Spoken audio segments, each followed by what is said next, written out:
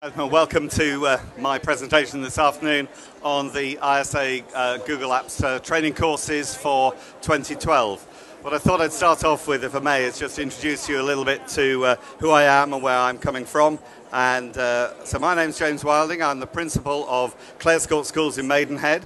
If you want to find us, you'll find us here on the net. And if you want to find out what we're doing with Google Apps, you can go and have a look at a remarkable piece of work being achieved every day by our junior boys' school, Ridgeway, where Chris Rowan, who's here this afternoon, is slowly and steadily populating about 10 years worth of work here, looking back at how children can work using collaborative tools such as Google Apps to move their work forward.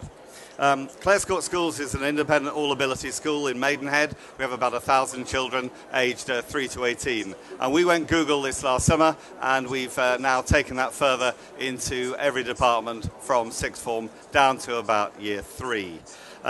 We are not, however, just on our own. So we're part of the Independent Schools Association movement, which is 300 schools in the UK. We are, by and large, focusing on the 7 to 13 age range, although we have sixth forms down to nursery. And most of our work in terms of Google Apps for Education is looking at that middle heartland. How can we inspire and encourage children to collaborate effectively together from about the age of 6 or 7?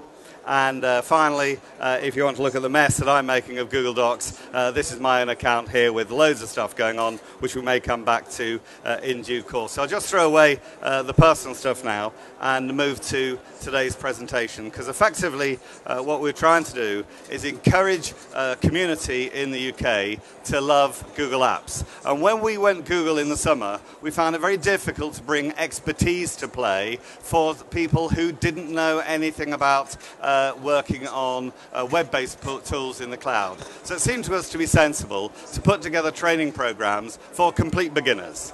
And in addition, to work with Google on building the community of certified individuals that exist in the country. At the moment, I think there's somewhere around about 10 certified trainers. But how we can build that population to the 100,000, 10,000 that we need to ensure that education from reception through to university level is well serviced by experienced professionals sharing good practice. So we started off our work in terms of internally in the association with 300 schools working from 2008.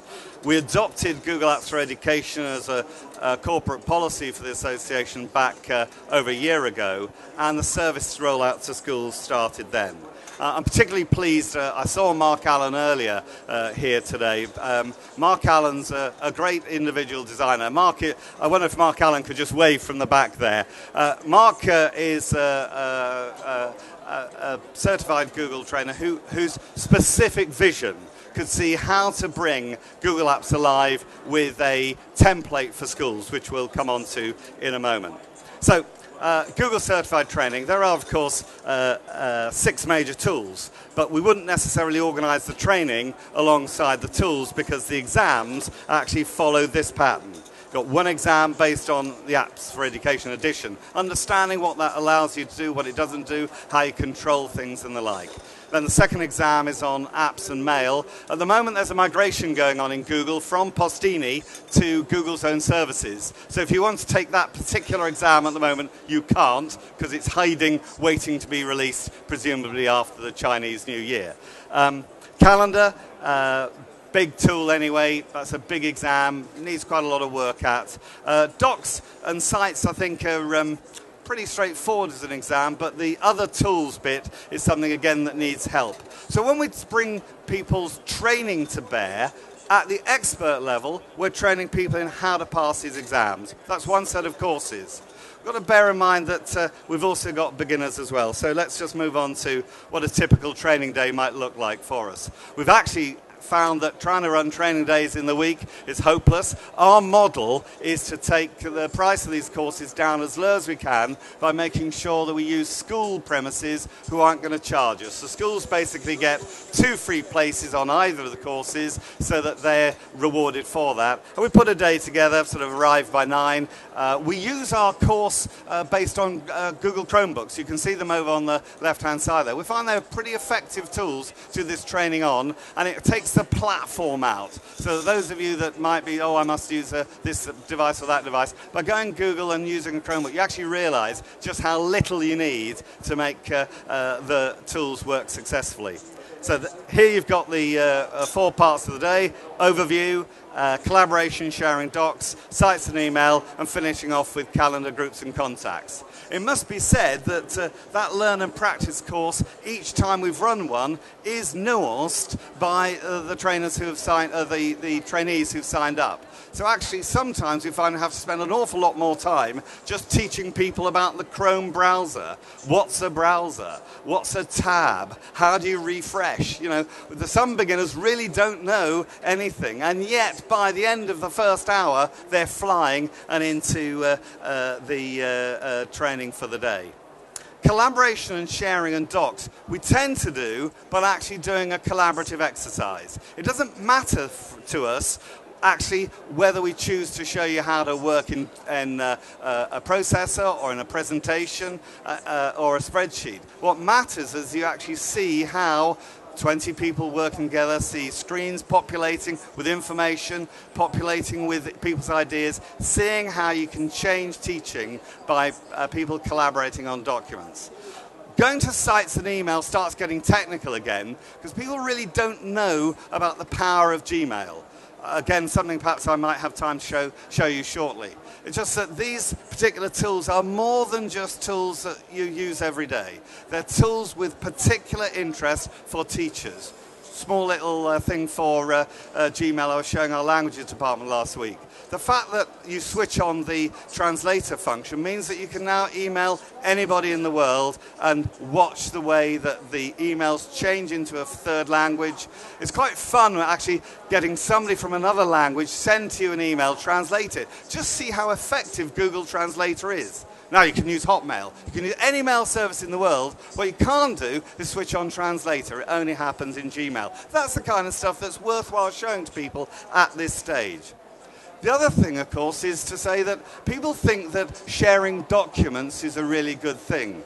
We've found that children are much more effective at building sites. Our sites are proliferating in our school at the moment as children work out how they can produce a website with an embedded calendar with all sorts of other tools in to actually share and work an idea forward, such as, for example, tectonic plates or the role of women in industry. Just ways they can build a different kind of approach to something that looks like an essay or a presentation. When we move on to the learn and exam bit, this is where you honestly have to say it's very granular.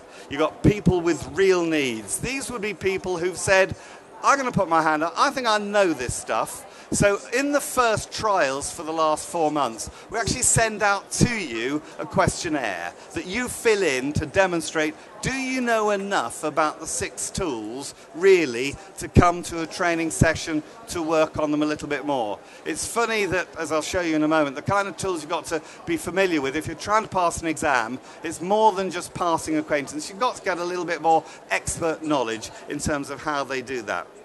We're interested in teaching, of course, people who want to pass exam about customization and administration because, of course, in going Google, it's not you that's going Google. The idea is you're going to take your institution to use these great tools, not just yourself. Because in taking an institution to Google, you're going to set up a domain that's a walled garden. Effectively, in our case, it's clarescourt.net. Creating an environment for the 6 tools to work that will not communicate outside it.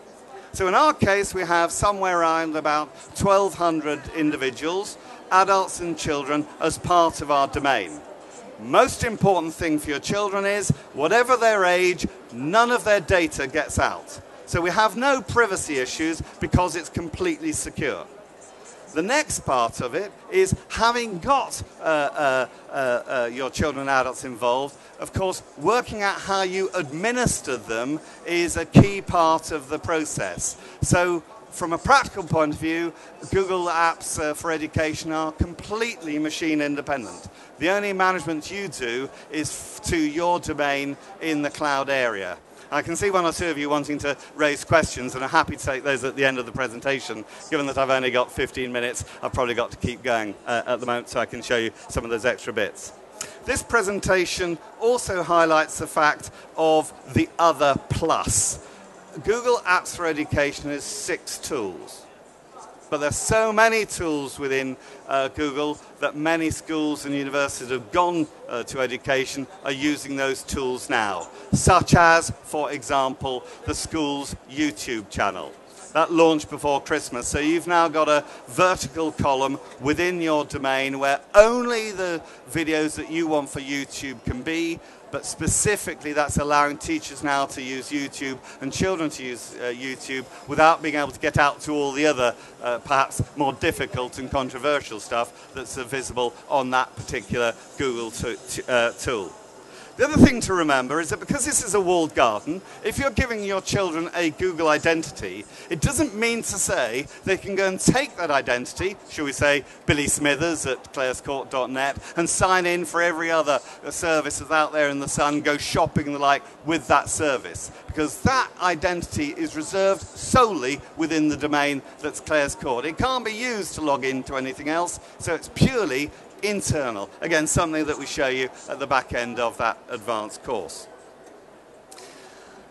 The big deal that we felt was right, we should offer people some understanding about the exams. It's $90 to take the exams, and Google gave us the first 100 delegates free in terms of those exams. So those of you that want to take part in this process through the ISA courses, the first 100 through will get those exam fees paid. Now at the moment it's interesting for us because I think we've had 30 try to go through the exam process, and we've got that email exam waiting. So I don't actually know how many we've qualified at the moment, but William Florence, who runs the EDU for Google in Europe, Middle East and Africa, has suggested that once we've got past the first 100 delegates, we'll probably get another 100 delegates as well. Our target is to provide 500 trained individuals by the time we get to the end of the summer term. Hopefully some of you here today will want to be on that list of trained people. Please bear in mind that when you are trained as an individual, you can then apply the next step yourself to become a Google certified trainer. At the moment, there's probably only that number in the UK. So the fact that you can apply to Google to become a Google certified trainer means that you can take that information further down the line in terms of professionally implementing Google Apps for Education in your area, in your school, in your network. So effectively, if that's the presentation, let me just pull myself over to one or two examples of what you can see. So if you want to train in the 6 tools, here they are on the top: mail, calendar, document sites, groups and contacts. What's interesting for us is that most people have a Google account, but they tend not to know about the tools. Here's a set of tools in use in my school at the moment. Let me just click on one produced by Pauline Carr, who's assistant head at Clares Court, tracking homework. So this is shared with something like 100 teachers. And at the moment you can see we've got all sorts of kids here from year 7, year 8, year 9, year 10 going through. And it's so easy for the teachers to be able to list on here who's missing their homework and not. I have to say that you can see we've got a little bit of extra work done here. So there's the boys and there's a printout that's a little bit of extra work that's been done in order to highlight actually who are the number and who's missing work. And please don't go and tell anybody I showed you Louis missing 4 homeworks.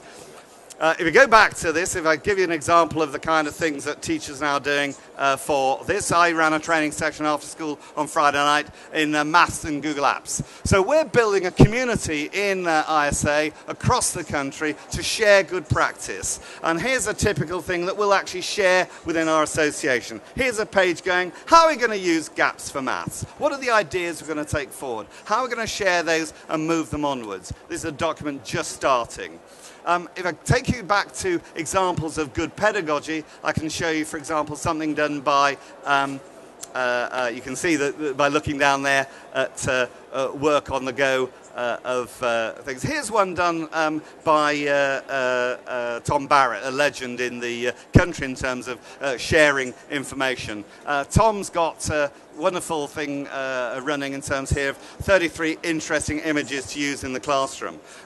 These sharing of documents that are happening across the Google Apps population is producing all sorts of really fascinating links to really good work. And I ought to say this, of course, but somewhere down here there'll be something of from our organisation in there highlighting a particular part that you might take education that way. Those of you that enjoy using visual images need to understand that every single account within your Google Apps account has got 25 gigabytes. So this set of documents here that I'm working in, I've got 25 gig of storage space there before I start running out.